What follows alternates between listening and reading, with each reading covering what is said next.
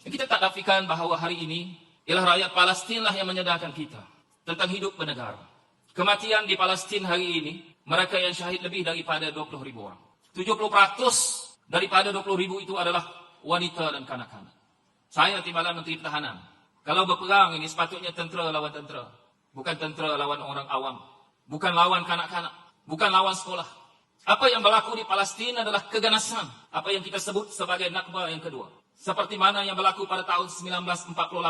Pembunuhan lebih daripada 15,000 orang. Mereka yang diusir pada tahun 1948 lebih daripada 750,000 orang hilang tanah dan hilang tempat tinggal.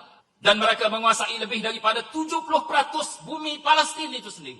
Sebab itu kesedaran kepada Palestin bukan sahaja kepada orang Islam. Hatta negara-negara Islam sendiri pun sebahagiannya tak punya kesedaran kepada Palestin. Kerana apa? Kerana jiwa Palestin adalah kerana nilai dalam diri manusia. Tak kira dia timur, tak kira dia barat. Sebab itu kita dalam amanah bina nilai ini. Jangan sampai kita melihat sesuatu itu bukan berdasarkan kepada nilai yang ada pada diri kita, tapi kerana sentimen yang kita bina. Agama bukan begitu.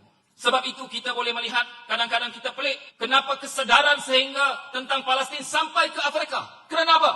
Kerana rakyat di Afrika itu, mereka pernah diperlakukan sedemikian rupa dan mereka tahu apa maksud yang diperjuangkan oleh rakyat Palestin itu.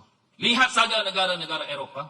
Walaupun mereka punya agama berbeza, tapi mereka punya kesedaran itu. Amanah harus begitu. Memperjuangkan Palestin ialah memperjuangkan saudara seagama. Tapi dalam masa yang sama, memperjuangkan Palestin juga menghidupkan jiwa kita. Untuk apa? Untuk pastikan bukan sahaja Palestin, tapi dunia ini harus aman. Kita mesti sepakat mana-mana ada bumi di bumi ini yang merosakkan, yang membunuh kanak-kanak, harus kita tentang. Yang membunuh kaum wanita harus kita tentang. Tak kira timur, tak kira barat. Yang merosakkan rumah ibadah harus kita tentang. Ini nilai yang harus kita bina. Baharulah fahaman kita tentang kewujudan agama itu benar-benar kita hayati. Saya selalu menyebut bahawa agama itu diturunkan kerana 3 perkara.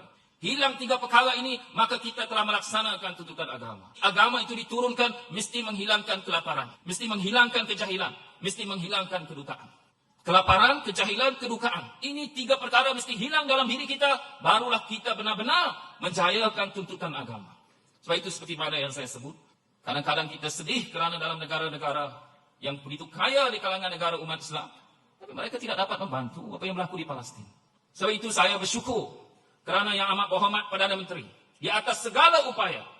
Bukan senang nak berdepan mata bercakap sendiri dengan Presiden Amerika itu sendiri. Penentangan kita, suara Malaysia. Dan kita harus terus menyokong usaha kita. Sama ada dari segi dana, sama ada dari segi bantuan makanan, sama ada dari segi bantuan perubatan.